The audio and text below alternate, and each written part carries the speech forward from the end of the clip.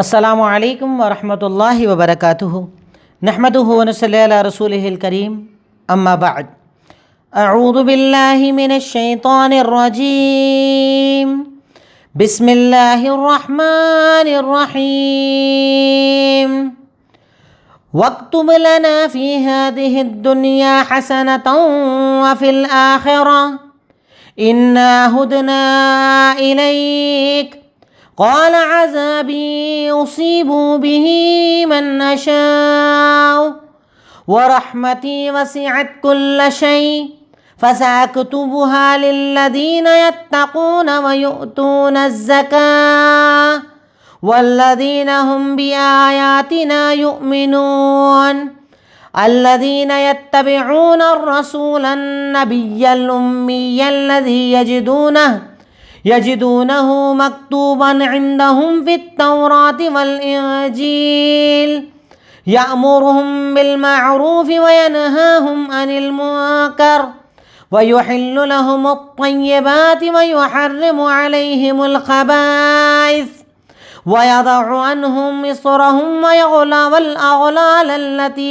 كَانَتْ عَلَيْهِمْ فَالَّذِينَ آمَنُوا بِهِ وَعَزَّرُوهُ وَنَصَرُوهُ وَاتَّبَعُوا النُّورَ الَّذِي أُنزِلَ مَعَهُ أُولَئِكَ هُمُ الْمُفْلِحُونَ قُلْ يَا أَيُّهَا النَّاسُ إِنِّي رَسُولُ اللَّهِ إِلَيْكُمْ جَمِيعًا الذي له ملك السماوات والأرض لا إله إلا هو يحيي ويميت فآمنوا بالله ورسوله النبي الأمي الذي يؤمن بالله وكلماته واتبعوه لعلكم تهتدون ومن قوم موسى أمة يهدون بالحق وبه يعدلون۔ الحمدللہ تدبر قرآن کی آج ہماری کلاس نمبر 174 ہے، جس میں سورہ اعراف کی آیت نمبر 156 سے لے کر 159 میں نے آپ کے سامنے تلاوت کی۔ سب سے پہلے آیات کا ترجمہ۔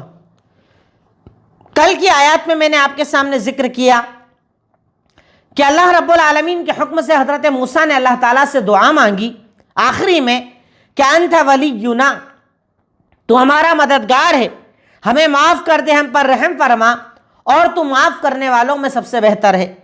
اسی دعا کا اگلا حصہ آج آ رہا ہے اور کچھ اور باتیں اللہ تعالیٰ ذکر کر رہا ہے۔ وَاكْتُبْ لَنَا فِي هَذِهِ الدُّنْيَا حَسَنَةً، اور اللہ ہمارے لیے اس دنیا میں بھی بہتری لکھ دے اور آخرت میں بھی بہتری لکھ دے، ہم تیری ہی طرف ہدایت کے لیے آتے ہیں۔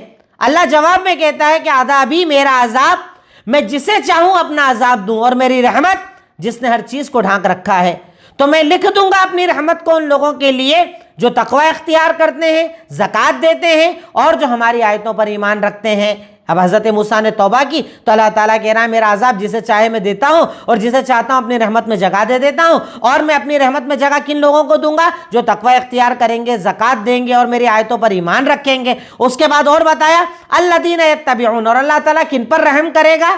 جو لوگ امی نبی کی پیروی کرتے ہیں، ایسے نبی جنہیں لکھنا پڑھنا نہیں آتا، جن کو وہ اپنے پاس لکھا ہوا پاتے ہیں تورات و انجیل میں، یعنی اللہ کے نبی کی پیروی کرتے ہیں وہ نبی کہ جن کے بارے میں تورات اور انجیل میں بھی لکھا ہوا ہے۔ اور ان کی خاصیتیں کیا ہیں؟ یامرہم بالمعروف، یہ نبی انہیں بھلائی کا حکم دیتے ہیں، یہ نبی انہیں برائی سے روکتے ہیں، یہ نبی ان کے لیے پاکیزہ چیزوں کو حلال کرتے ہیں، غلیظ چیزوں کو حرام کرتے ہیں، اور ان کے اوپر جو بوجھ، ان کے اوپر جو بیڑیاں پڑی ہوئی تھی اسے ہٹاتے ہیں۔ فالذین آمنوا بہ، تو یقیناً وہ لوگ جو ان پر ایمان لائے، یقیناً وہ لوگ جنہوں نے ان کی مدد کی، ان کی عزت کی، اور جو نور وہ لے کر آئے اس کی پیروی کی، یعنی قرآن کی پیروی کی، یقیناً وہ لوگ کامیاب ہونے والے ہیں۔ یعنی یہاں پر اللہ تعالیٰ اہل کتاب سے اسپیشلی بات کر رہا ہے، پر یہ کامن بات ہے سبھی کے لیے کہ نبی کی پیروی کرو۔ نبی کی پیروی پہ اللہ تعالیٰ کا رحم نازل ہوتا ہے، کیونکہ نبی یہ ہیں جن کے بارے میں تورات میں لکھا ہے، انجیل میں لکھا ہے، ان کی پیشین گوئیاں موجود ہیں، اور یہ نبی کیا کرتے ہیں؟ بھلائی کا حکم دیتے ہیں، برائی سے روکتے ہیں، اچھائی کو حلال کرتے ہیں، برائی کو حرام کرتے ہیں، تمہارے اوپر جو پہلے سے بوجھ پڑا ہوا تھا، جو بیڑیاں پڑی ہوئی تھی، انہیں ہٹاتے ہیں۔ یعنی اللہ تعالیٰ اللہ کے نبی کا انعام بتا رہا ہے۔ اس کے بعد کہہ رہا ہے کہ یقیناً جو ان نبی پر ایمان لائے، ان کی عزت کی، ان کی مدد کی، اللہ رب العالمین انہیں کامیابی دینے والا ہے۔ قُلْ يَا أَيُّهَا النَّاسُ، کہہ دیجئے کہ اے لوگوں، میں تم سب کی طرف رسول بنا کر بھیجا گیا ہوں۔ وہ اللہ نے بھیجا ہے مجھے کہ جس کے لیے آسمان و زمین کی بادشاہت ہے، اس کے سوا کوئی معبود برحق نہیں ہے، وہ پیدا کرنے والا اور مارنے والا ہے۔ فآمنوا باللہ، تو ایمان لاؤ اللہ پر، اس کے رسول پر جو امی ہے۔ الذی یؤمن باللہ، وہ نبی جو اللہ پر ایمان رکھتے ہیں، اللہ تعالیٰ کے کلمات پر، انہیں اللہ تعالیٰ نے جو ہدایتیں دی ہے اس پر ایمان رکھتے ہیں، اور ان کی پیروی کرو، شاید کہ تم ہدایت کے راستے پر آ جاؤ۔ یعنی اللہ تعالیٰ یہاں پر دوبارہ پیروی کو ذکر کر رہا ہے کہ اللہ کے نبی آپ اپنا مقام لوگوں کو بتاؤ کہ آپ کا مقام اتنا اعلیٰ ہے کہ آپ کو سب کا رسول بنایا گیا ہے۔ آپ سے پہلے نبی آتے تھے، الگ الگ قوموں کے لیے آتے تھے، میں نے آپ کو کامن قیامت تک آنے والے ہر انسان کے لیے نبی بنا دیا ہے۔ اور نبی کس نے بنایا ہے؟ جو زمین کا بادشاہ، جو آسمان کا بادشاہ، جو پیدا کرنے والا، جو مارنے والا۔ تو ایمان لاؤ اللہ اور اس کے رسول پر، اور اس نبی پر ایمان لاؤ جو خود اللہ پر ایمان لائے، اللہ کی ہدایتوں پر ایمان لائے۔ ان کی پیروی اگر کرو گے تو اللہ تعالیٰ تمہیں ہدایت کا راستہ دے دے گا۔ اس کے بعد اللہ تعالیٰ اینڈ میں حضرت موسیٰ کے قوم کے کچھ مسلمانوں کا تذکرہ کر رہا ہے۔ یہاں پر ان کی برائیاں بتا دی کہ وہ ایسے تھے، ایسے تھے، ایسے تھے۔ اینڈ میں اللہ کہہ رہا ہے سارے ایسے نہیں تھے، کچھ اچھے بھی تھے۔ اللہ کہہ رہا ہے وَمِن قَوْمِ مُوسَىٰ، اور حضرت موسیٰ کی قوم میں کچھ لوگ، کچھ امت ایسی بھی تھی جو حق کی طرف ہدایت پاتی تھی اور حق کے ذریعے فیصلے کرتی تھی۔ یعنی سب کے سب غلط نہیں تھے، کچھ اچھے تھے، حق پر چلنے والے تھے، حق کے حساب سے فیصلہ کرنے والے تھے، حضرت موسیٰ کی ماننے والے تھے، دین حنیف کو ماننے والے تھے۔ یعنی کچھ لوگ اچھے بھی تھے اس قوم کے اندر۔ اللہ رب العالمین ان کا تذکرہ ان آیات میں کر رہا ہے۔ یہ تو ہوئی آیات کی تلاوت اور ترجمہ۔ اب اس کے بعد مشکل الفاظ، وقت گرانٹ اس، ہمارے لیے لکھ دے، ہمارے لیے جائز قرار دے دے، ہمیں اجازت دے دے، دنیا دے دے، آخرت دے دے۔ انا ہدنا، وی ٹرن ٹو یو، ہم تیری طرف لوٹتے ہیں، ہم تجھ سے ہدایت مانگتے ہیں، تیری طرف آتے ہیں۔ اصیبو، آئی افلکٹ، میں جسے چاہتا ہوں عذاب میں ڈال دیتا ہوں۔ اس کے بعد یأمرہم، ہو کمانڈ دیم، وہ انہیں حکم دیتے ہیں، ہی کمانڈ دیم، وہ انہیں حکم دیتے ہیں۔ یسرہم دیئر برڈن، ان کا وزن، اور اغلال کہا جاتا ہے آئرن کالرز کو، یعنی بیڑیوں کو جو توق ہوتے ہیں گلے میں پہنانے والے، ہاتھوں میں پہنانے والی، اسی بیڑیوں کا تذکرہ اللہ تعالیٰ کر رہا ہے۔ عزروہ، آنرڈ ہم، ان کی عزت کی، جنہوں نے ان کی عزت کی۔ نصاروہ، سپورٹڈ دیم، سپورٹڈ ہم، ان کی مدد کی، یعنی جنہوں نے ان کی عزت کی، ان کی مدد کی۔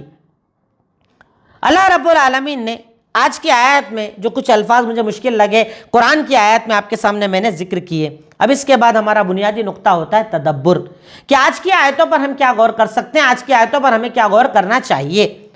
نمبر 1، اللہ سے سب سے پہلے دین کی ہدایت، پھر دنیا اور آخرت کی کامیابی مانگنا چاہیے۔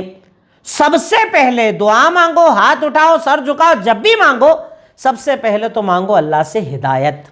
اللہ مجھے ہدایت دے، اللہ مجھے ہدایت دے، حق کی ہدایت دے، سچ کی ہدایت دے، دین کی ہدایت دے، نماز کی ہدایت دے، قرآن کی ہدایت دے، زکوٰۃ کی ہدایت دے، حرام سے بچنے کی ہدایت دے۔ پہلے تو اللہ تعالیٰ سے ہدایت مانگو۔ ہدایت مانگنے کے بعد دنیا اور آخرت کی بھلائیاں مانگو، جیسا کہ حضرت موسیٰ نے دعا کے ذریعے سکھایا۔ اللہ تعالیٰ سے دنیا مانگو، آخرت مانگو۔ تو دعا مانگنے کا یہ ادب ہے، سب سے پہلے اللہ سے ہدایت مانگو۔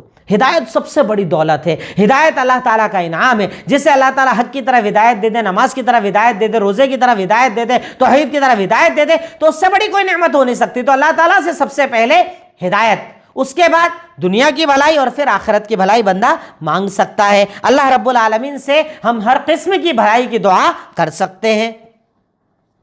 نمبر 2، ایمان اور عمل کے ساتھ دنیا مانگنا کوئی عیب نہیں ہے۔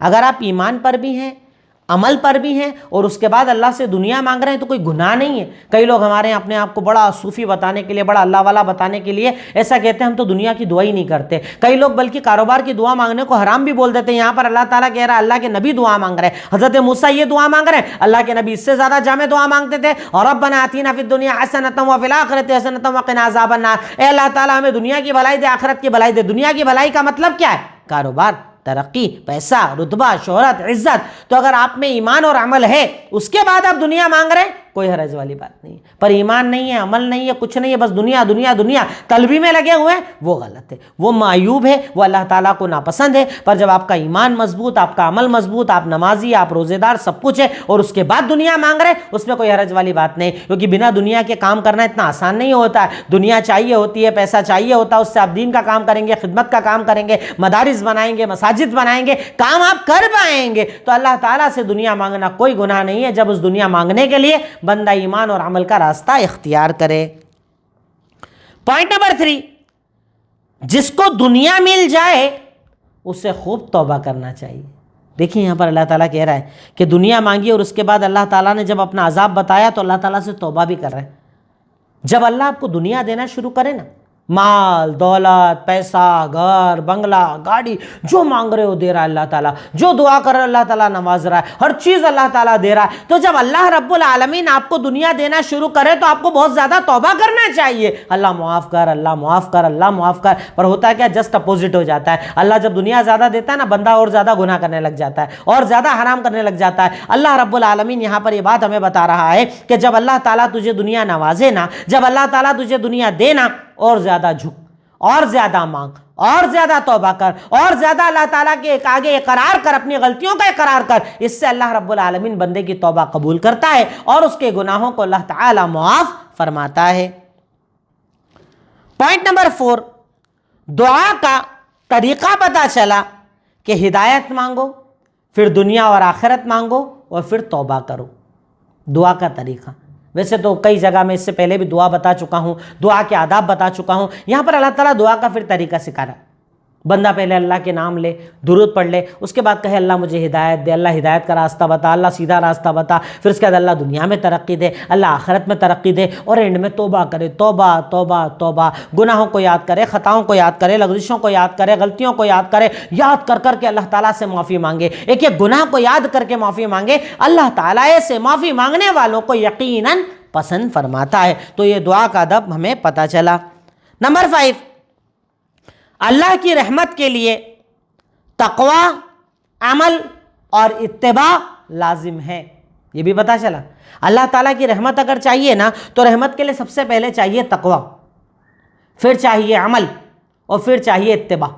3 چیز آپ کو کرنا پڑے گی۔ سب سے پہلے تقوی یعنی اللہ تعالیٰ کا ڈر۔ اللہ تعالیٰ میں تجھ سے ڈرتا ہوں، تیری عبادت کرتا ہوں، تجھے پکارتا ہوں، تیرا نام، تیرا ذکر، تیری طاقت، تیری قوت، ہر چیز کا خوف میرے دل کے اندر ہے۔ پہلے نمبر پر یہ۔ دوسرے نمبر پر سب سے پہلے تقوی، دوسرے نمبر پر عمل۔ اللہ تعالیٰ یہاں پر کہہ رہا ہے نا کہ وہ لوگ جو تقوی اختیار کرتے ہیں، زکوٰۃ ادا کرتے ہیں۔ زکوٰۃ ادا کرنا مطلب عمل کرنا، عمل شرط ہے، عمل لازم ہے، عمل کے بنا ایمان مکمل نہیں ہوتا ہے۔ اور نمبر 3 آتی ہے اتباع۔ نبی کی مانو، نبی کی پیروی کرو، نبی کی باتوں کے آگے جھکو، قرآن کو مانو، حدیث کو مانو، سنتوں کو مانو، سنتوں کے مطابق زندگی بناؤ۔ اللہ کے نبی کہتے حلال تو حلال مان لو، اللہ کے نبی کہتے حرام تو حرام مان لو۔ تو اگر اللہ کی رحمت چاہیے نا تو تقوی، عمل اور اتباع، 3 چیز آپ کو ساتھ لے کر آنا ہوگی، تبھی اللہ تعالیٰ ایسے بندے کو اپنی رحمت کے سائے میں جگہ دیتا ہے۔ پوائنٹ نمبر 6، اطاعت اور عمل سے ایمان مضبوط ہوتا ہے۔ جب بندہ اطاعت کرتا ہے اور عمل کرتا ہے، اطاعت مطلب اللہ کی ماننا، اللہ کے نبی کی ماننا، اللہ کہہ دے وہ کرنا، اللہ کے نبی جو کہہ دے وہ کرنا، اللہ تعالیٰ کہے رک جاؤ رک جانا، اللہ کے نبی کہہ دے رک جاؤ رک جانا۔ تو جب بندہ اطاعت اور عمل کرتا ہے نا، اللہ تعالیٰ اس کے ایمان کو اوپر کر دیتا ہے، اس کے ایمان کو بڑھا دیتا ہے، اس کے ایمان کو مضبوط کر دیتا ہے، اسے شک سے بچاتا ہے، شبہات سے بچاتا ہے، باہر کے عملوں سے بچاتا ہے، غلط رائے اور غلط سوچ سے بچاتا ہے، اسے فتنوں سے بچاتا ہے، تکالیف سے بچاتا ہے، پریشانیوں سے بچاتا ہے۔ کب؟ جب بندہ اطاعت اور عمل کو اپنی زندگی بناتا ہے، اللہ تعالیٰ ایمان کو مضبوط کر دیتا ہے، اللہ تعالیٰ ایمان کو اوپر کر دیتا ہے، اللہ تعالیٰ ایمانی طاقت اور قوت میں بڑھوتری عطا فرما دیتا ہے۔ کب؟ جب بندہ مومن اللہ تعالیٰ کی ذات پر اطاعت اور ایمان اور عمل کے ساتھ جھک جاتا ہے۔ یہ بھی بڑی اہم بات ہمیں یہاں پر پتہ چلتی ہے۔ نمبر 7، نبی اس لیے امی تھے کہ کوئی الزام نہ لگا سکے کہ آپ نے دوسروں سے سیکھ کر ہمیں سکھایا ہے۔ اللہ اکبر۔ یہاں کی آیتوں میں اللہ تعالیٰ نے 2 بار ایک ورڈ یوز کیا ہے کہ نبی امی تھے۔ امی مطلب عام زبان میں اسے کہا جاتا ان پڑھ، یعنی آپ پڑھ بھی نہیں سکتے تھے، آپ لکھ بھی نہیں سکتے تھے۔ تو آپ کو اللہ تعالیٰ نے امی اس لیے بنایا تھا تاکہ کوئی آپ پر الزام نہ لگا سکے کہ یہ تو پڑھا لکھا ہے، کہیں سے سیکھ کر آئے ہوں گے، شاعری سیکھ کر آئے ہوں گے، یہودیوں سے سیکھ کر آئے ہوں گے، ان سے لے کر آئے ہوں گے، ان سے لے کر آئے ہوں گے۔ اب جب تم نے 40 سال ان کو اپنے درمیان دیکھ لیا کہ انہیں لکھنا پڑھنا نہیں آتا ہے تو یہ الزام کیسے لگاؤ گے؟ تو اللہ تعالیٰ نے نبی کو امی اس لیے بنایا تھا تاکہ آپ پر کوئی الزام نہ لگا سکے کہ آپ نے لوگوں سے سیکھ کر ہمیں سکھایا ہے۔ امی ہونے کے بعد بھی آپ بات جو کرتے تھے ویسی بات عرب کے شعراء نہیں کر پاتے تھے، بڑے بڑے ادب والے نہیں کر پاتے تھے، عربی زبان جاننے والے نہیں کر پاتے تھے۔ چھوٹی چھوٹی باتوں میں بڑی بڑی باتوں کو آپ نے بیان کر دیا۔ اللہ کے نبی کا چھوٹا سا جیسے فرمان ہے، من سمت نجا، جو خاموش رہتا ہے بچ جاتا ہے۔ اب اس ایک حدیث کی تفسیر کرنے میں آپ کتاب پوری کی پوری لکھ سکتے ہو۔ خاموشی کے فائدے کیا، چپ رہنے کے فائدے کیا ہے۔ اللہ کے نبی کم بولتے تھے پر بڑا پیارا بولتے تھے۔ آپ ان پڑھ تھے، آپ امی تھے، پر اس کا مطلب یہ نہیں کہ آپ کے پاس علم نہیں تھا۔ اللہ تعالیٰ نے قرآن و حدیث کا مکمل علم آپ کو عطا کیا تھا، بس صرف اتنا تھا کہ آپ لکھنا اور پڑھنا نہیں جانتے تھے تاکہ آپ پر کوئی اعتراض و الزام نہ لگا سکے۔ پوائنٹ نمبر 8، ہر آسمانی کتاب میں اللہ کے نبی کی پیشین گوئی موجود ہے۔ جتنی آسمانی کتابیں آئیں اللہ تعالیٰ نے سب میں بتایا کہ نبی آئیں گے، نبی آئیں گے، نبی آنے والے ہیں، نبی آنے والے ہیں۔ آپ دیکھیے تورات میں موجود، انجیل میں موجود، دوسری کتابوں میں موجود، آسمانی کتابوں میں موجود، نشانیاں موجود، باقاعدہ کہاں ہوں گے، ریگستان میں ہوں گے، عرب میں ہوں گے، کیسے ہوں گے، ان کے والد نہیں ہوں گے، انتقال کے وقت ساری ڈیٹیل کتابوں کے اندر موجود ہے۔ کیوں؟ کیونکہ اللہ تعالیٰ آپ کی پیشین گوئیاں اور آپ کا حق قیامت تک کے لیے ثابت کرنا چاہتا تھا۔ پوائنٹ نمبر 9، نبی کا مقام سب سے اعلیٰ ہے۔ اللہ نے انہیں حلال و حرام کا بھی اختیار دیا تھا۔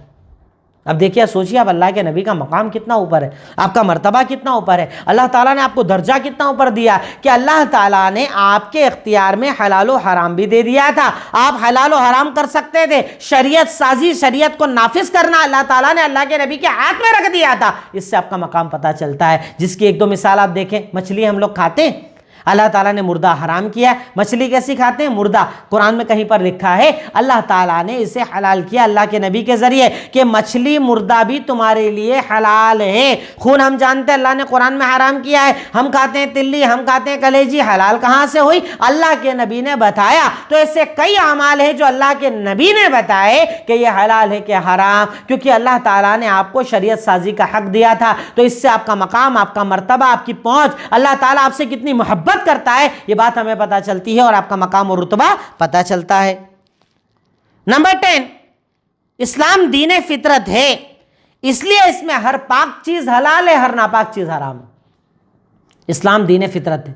فطرت کا مطلب میری باڈی جو ڈیمانڈ کرتی ہے اللہ تعالیٰ وہ مجھے دین میں دیتا ہے۔ میرا دل کہتا ہے یہ کھاؤں، اللہ نے حلال کر دیا۔ میرا دل کہتا ہے، دماغ کہتا ہے نہ کھاؤں، اللہ نے حرام کر دیا۔ اور اسی لیے آپ اگر حلال و حرام کی ایک لسٹ بنائیں کہ اللہ نے کھانے میں کیا کیا حلال کیا، پینے میں کیا کیا حلال کیا، حرام کیا کیا کیا، لسٹ نکال لیجئے اور پھر سروے کر لیجئے تو پتا چلے گا ہر چیز جو اللہ نے حرام کی اس میں نقصان، ہر چیز جو اللہ نے حلال کی اس میں فائدے۔ یہ اللہ رب العالمین کا نظام ہے، یہ اللہ تعالیٰ کا دین فطرت ہے، یہ فطرتی دین، یہ فطری دین اللہ رب العالمین نے نازل کیا ہے، اللہ تعالیٰ کا نازل کردہ ہے۔ اس لیے حلال میں فائدے ہیں، حرام میں نقصان ہیں۔ چاہے آپ کا دل کہتا ہے کہ ارے سگریٹ پینے سے کیا ہوتا ہے، تمباکو سے کیا ہوتا ہے، نشے سے کیا ہوتا ہے، شراب سے کیا ہوتا ہے، چل جائے گی، تھوڑا استعمال کر سکتے ہیں۔ یاد رکھو یہاں پر اللہ تعالیٰ کہہ رہا ہے جو حلال ہے وہی پاکیزہ ہے، جو حرام ہے وہ خبیث ہے، اور کبھی بھی خبیث اچھا نہیں ہو سکتا اور کبھی بھی پاکیزہ برا نہیں ہو سکتا۔ اگر کوئی انسان کہتا ہے کہ حلال ہے پر کھانے سے نقصان ہوتا ہے، ایسا ہو ہی نہیں سکتا۔ ہاں لمٹ اور دائرے میں کھائیں، کبھی حلال سے آپ کو نقصان نہیں ہوگا، کیونکہ اللہ نے جو حلال کیا وہ پاکیزہ ہے اور جو حرام کیا وہی خبیث ہے۔ تو اس سے پتہ چلتا ہے کہ اسلام دین فطرت ہے، اس میں ہر اچھی چیز کو حلال اور ہر بری چیز کو اللہ تعالیٰ نے حرام کیا ہے۔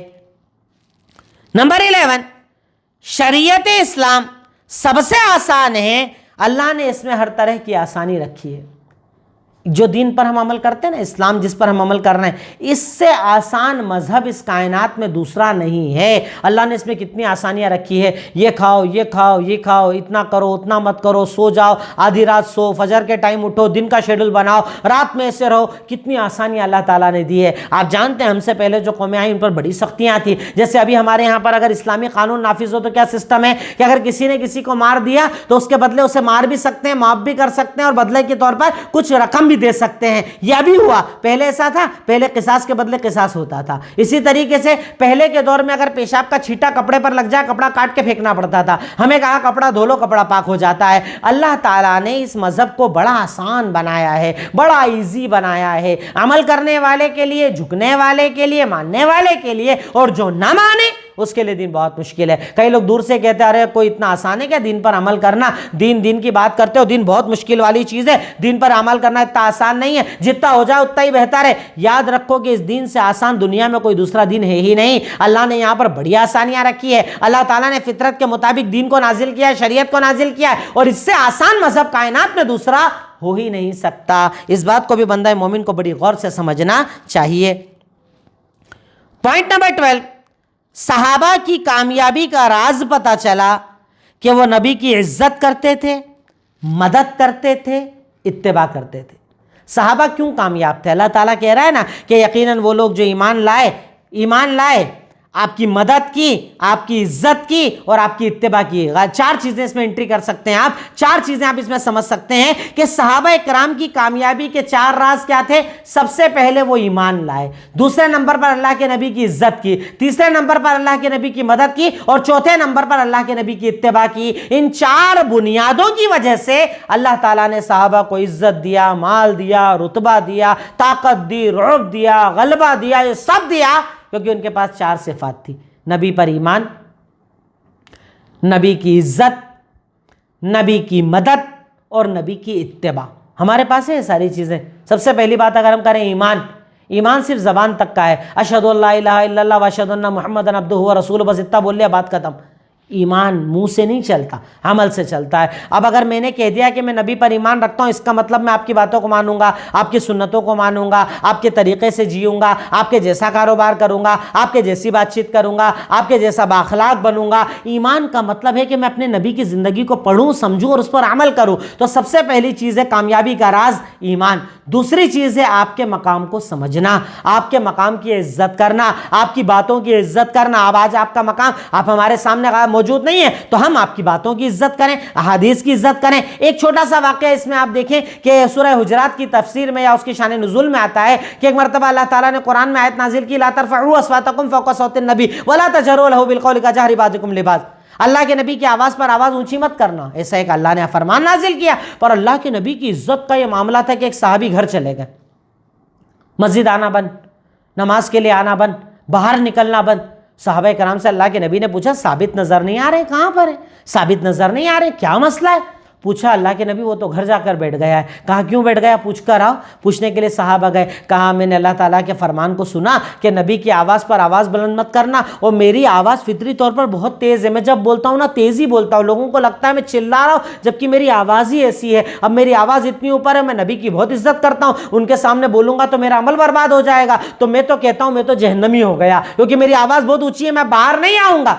साहबा गए, अल्लाह के नबी को बताया कि अल्लाह के नबी सुनिए, वो तो घर बैठ गया है, वो तो कह रहा है मैं जहन्नमी हो गया। कहा क्यों? वो बोल रहा है मेरी आवाज़ बहुत ऊंची है, अल्लाह के नबी की आवाज़ पर ऊंची हो जाती है, मैं तो जहन्नमी हो गया। अल्लाह के नबी ने कहा जाओ जाकर बशारत दो कि वो जन्नती है, दुनिया में बशारत दो वो जन्नती है। क्यों? क्योंकि वो नबी की इज्जत करता है, नबी के मकाम को मानता है। हम हदीसों की इज्जत करते हैं, हमारे सामने हदीस बताई जाए साहब ये अमल करना चाहिए, हम नहीं करते। दाढ़ी रखना सुन्नत है, हम नहीं करते। सुन्नत सुन्नत सुन्नत, अरे सुन्नत बोल के लोग छोड़ते हैं, अरे सुन्नत ही तो है, सुन्नत ही तो है। नबी की इज्जत करो। तीसरे नंबर पर नबी की मदद, जो सहाबाए कराम ने की, लश्कर में खड़े रहे, जंगों में साथ खड़े रहे, हर कदम पर आपकी मदद की। और चौथे नंबर पर आता है इत्तिबा, आपकी बातों को माना, आपकी बातों को तस्लीम किया। आपने कह दिया हलाल तो हलाल, आपने कह दिया हराम तो हराम, आपकी बताई बातों पर झुक गए, रुक गए, ठहर गए, चाहे नुकसान हो, चाहे फायदा, चाहे अच्छा लगे, चाहे बुरा, जो कह दिया बात खत्म। ان 4 بنیادوں کی وجہ سے اللہ تعالیٰ نے صحابہ کرام کو اعلیٰ مقام، مرتبہ، عزت، شہرت، پیسہ، رتبہ، دولت، ہر چیز عطا کی تھی،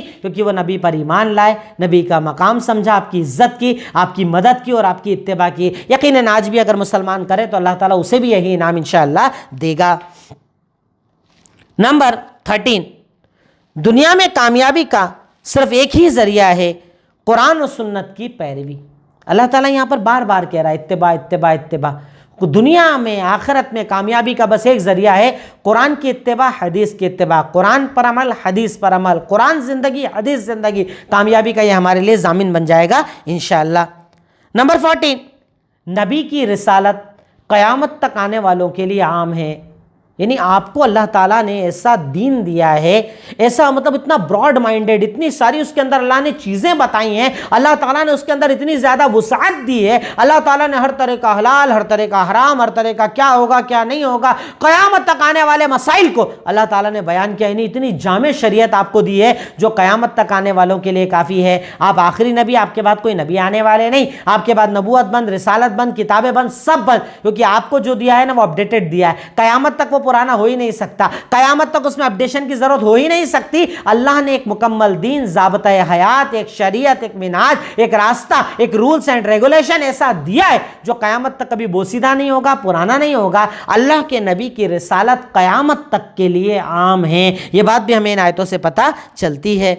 نمبر 15، اللہ کے علاوہ غیر کی عبادت کیوں، جبکہ وہی آسمان و زمین کا بنانے والا اور زندگی اور موت کا دینے والا ہے۔ اللہ یہاں پر کہہ رہا ہے اللہ کے علاوہ غیروں کی عبادت کیوں، جبکہ آسمان اس کا ہے، زمین اس کی ہے، زندگی وہ دیتا ہے، موت وہ دیتا ہے۔ تو جب سب کچھ وہ کرتا ہے تو کہیں اور کیوں جانا، کہیں اور کیوں پکارنا، کسی اور کے آگے کیوں جھکنا، کسی اور سے کیوں مانگنا، کسی اور کو اپنا حاجت روا، مشکل کشا، دینے والا، عطا کرنے والا کیوں ماننا؟ جب اللہ قرآن میں کہہ رہا ہے، میں کہتا ہوں کسی مولوی کی ضرورت نہ پڑے گی، خود اپنے گھر میں ترجمہ قرآن میں پڑھ لو کہ اللہ تعالیٰ کہتا ہے کہ اللہ تعالیٰ کی مانو، اس کے سوا کوئی عبادت کے لائق نہیں، آسمان زمین کی بادشاہت اسی کے پاس ہے، زندگی موت کا اختیار اسی کے پاس ہے، تو یقیناً عبادت صرف اللہ کی کرنا چاہیے۔ نمبر 16، اگر کسی قوم میں کچھ لوگ صحیح ہوں تو ان کا تذکرہ کرنا چاہیے۔ ہمارے یہاں لوگ کیا ہوتا ہے، کامنلی لوگوں کو برا بولنا شروع کر دیتے ہیں، ارے تو سب کے سب ایسے ہیں، ارے تو پوری جماعت ایسی ہے، ارے تو سارے لوگ ایسے ہیں۔ کچھ اچھے بھی تو ہو سکتے ہیں نا، تو اچھوں کو الگ بیان کر دو۔ جیسے اللہ کہہ رہا ہے قوم موسیٰ ایسی ہے، ایسی ایسی سب بول دیا، اس کے بعد کہہ رہا ہے قوم موسیٰ میں ایک امت ایسی ہے جو حق کو مانتی ہے، حق کی پیروی کرتی ہے، حق کے مطابق فیصلے کرتی ہے۔ تو اگر بہت سارے بروں میں کچھ اچھے ہیں تو ان کا تذکرہ الگ سے کر دیا کرو، ان کے بارے میں الگ سے بتا دیا کرو، تاکہ اسے اپنا فضل پتہ چلے، ہمیں یہ پتہ چل جائے کہ وہ صحیح ہیں۔ اس چیز کا بھی لحاظ بندہ مومن کو رکھنا چاہیے۔ لاسٹ پوائنٹ نمبر 17 ہے، دعا میں اپنی نیکیوں کا وسیلہ لگایا جا سکتا ہے۔ اگر آپ کوئی نیکی کرتے ہیں، دیکھیے یہ محبوب عمل نہیں ہے، پسندیدہ عمل نہیں ہے، پر لگا سکتے ہیں۔ پسندیدہ نہیں ہے کہ ہم اللہ سے یہ کہے اللہ میں تیرے لیے نماز پڑھتا ہوں، تیرے لیے روزہ رکھتا ہوں، تیرے لیے عبادت کرتا ہوں، میرا کاروبار چلا، میرا یہ کر وہ کر، ایسا بولنا پسندیدہ عمل نہیں ہے، پر کر سکتے ہیں، جائز ہے، ناجائز نہیں، کر سکتے ہیں۔ کیوں؟ یہاں پر دیکھیے اللہ تعالیٰ کہہ رہا ہے کہ ہمارے لیے نیکی لکھ دے، ہمارے لیے اچھائی لکھ دے، ہم نے نمازوں کا قائم کرنا، اسی طریقے سے اللہ تعالیٰ نے عبادات کا ذکر کیا، تقوی کا ذکر کیا، یعنی یہ عبادت، یہ نماز، یہ روزہ، یہ زکوٰۃ، یہ حج صرف اللہ کے لیے ہے۔ تو اپنی نیکیوں کا وسیلہ اپنی دعاؤں میں لگا سکتے ہیں۔ اللہ میں نے ایسا کیا، اللہ میں ایسا کرتا ہوں، تیرے لیے عبادت کرتا ہوں، تیرے لیے صدقہ کرتا ہوں، تیرے لیے خیرات کرتا ہوں، تو بندہ اپنی نیکیوں کا وسیلہ اپنی دعاؤں کے اندر لگا سکتا ہے، یہ جائز ہے۔ آخری پوائنٹ ہمارا ہوتا ہے عمل۔ نمبر 1، اللہ کے نبی کے شمائل کو پڑھو۔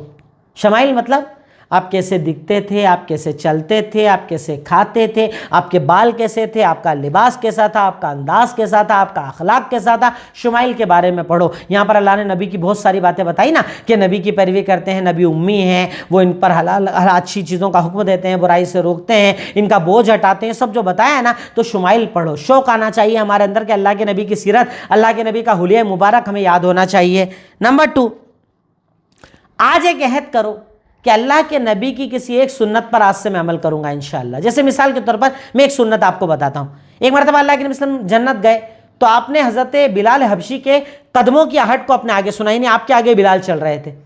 آپ نے آ کر پوچھا بلال کون سا عمل کرتے ہو کہ میں نے تمہاری یعنی چلنے کی آہٹ کو جنت میں سنا؟ تو کہا اللہ کے نبی کوئی ایکسٹرا عمل تو نہیں کرتا، پر ہاں اتنا کرتا ہوں کہ رات اور دن میں جب وضو ٹوٹے فوراً وضو بنا لیتا ہوں، یعنی ہمیشہ باوضو رہتا ہوں، اور جب وضو بناتا ہوں نا اگر ممکن ہو تو کچھ رکعت نماز بھی پڑھ لیتا ہوں، 2 رکعت نفل جیسا دل ہوتا ہے کچھ نہ کچھ پڑھ لیتا ہوں، مطلب بنیادی طور پر میں باوضو رہتا ہوں، ہمیشہ وضو سے رہتا ہوں، ناپاک کبھی نہیں رہتا، جب وضو ٹوٹے فوراً وضو بنا لیتا ہوں۔ اللہ کے نبی نے کہا تیرے اس عمل کی بنیاد پر اللہ نے تجھے جنتی بنا دیا۔ تو اللہ کے نبی کی سنت کیا پتہ چلی؟ ہمیشہ پاک رہنا، ہمیشہ باوضو رہنا۔ تو کوئی ایک سنت آج سے ہم کوشش کریں، روزانہ ایک سنت کو تلاش کریں کہ ہم باوضو رہیں گے انشاءاللہ، وضو جب ٹوٹے گا فوراً وضو بنائیں گے، اور انشاءاللہ اللہ توفیق دے گا تو کچھ سنت بھی پڑھ لیا کریں گے، نفل پڑھ لیا کریں گے انشاءاللہ۔ نمبر 3، روزانہ ایک بھلائی کا حکم دو اور ایک برائی سے روکو۔ کوئی بھی ایک آدمی جو آپ کو نظر آ رہا ہے، ٹارگٹ بنا لیجئے کہ صاحب یہ غلط کرتا ہے، اس کو روکنا ہے، اس کو یہ اچھائی بتانا ہے۔ عبادت کیا کرو بھائی، نماز نہیں پڑھتے ہو نماز پڑھا کرو، آپ یہ شرک کر رہے ہو آپ چھوڑ دو، آپ یہ نشہ کر رہے ہو چھوڑ دو۔ روزانہ کوئی ایک آدمی کو بھلائی کا حکم دو اور برائی سے روکو، یہ نبی کا طریقہ اور نبی کا فریضہ ہے۔ نمبر 4، نبی کی عزت کرو، نبی کی سنتوں کی عزت کرو، نبی کی دی ہوئی تعلیمات کی عزت کرو۔ اللہ کہہ رہا ہے عزت کرنے والوں کو اللہ تعالیٰ جنت دیتا ہے، خوب عزت کرو۔ عزت کا مطلب صرف زبان سے مت بولو، اپنے عمل سے وہ عزت ظاہر کرو، اپنے عمل سے بتاؤ کہ میں اپنے نبی سے محبت کرتا ہوں اور اپنے نبی کی عزت کرتا ہوں۔ اور آخری چیز، اللہ کی قدرت پر غور کرو، اتنا بڑا آسمان، اتنی بڑی زمین، پورا چلتا پھرتا انسان، بولنے کی طاقت، سننے کی طاقت، دیکھنے کی طاقت، دماغ کا کام، دل کا کام، اتڑیوں کا کام، ہر چیز، کڈنیوں کا کام، ان پر کبھی غور کر لیا کرو، اللہ کی قدرت پر غور کیا کرو، اور جتنا آپ قدرت پر غور کرو گے نا اتنا اس کے سامنے جھکنا آپ کے لیے آسان ہو جائے گا۔ یہ کچھ بنیادی باتیں تھیں جو آج کی آیات میں آپ کے سامنے مجھے رکھنا تھی۔ آخر میں اللہ تعالیٰ سے دعا ہے، الہی مولا رب العالمین خالق مالک رحمان رحیم، یقیناً تو ہی غفور، تو ہی غفار، تو ہی رحمان، تو ہی رحیم، تو ہی اول، تو ہی آخر، تو ہی ظاہر، تو ہی باطن۔ اے اللہ تعالیٰ ہمیں کہنے سننے سے زیادہ عمل کی توفیق عطا فرما۔ اے اللہ تعالیٰ قرآن و سنت کو اپنی زندگی بنانے کی توفیق عطا فرما۔ اللہ جب تک زندہ ہے ایمان کی زندگی دے، جب خاتمہ ہو ایمان پر خاتمہ فرما۔ وآخر الدعوانا الحمدللہ رب العالمین۔ السلام علیکم ورحمۃ اللہ وبرکاتہ۔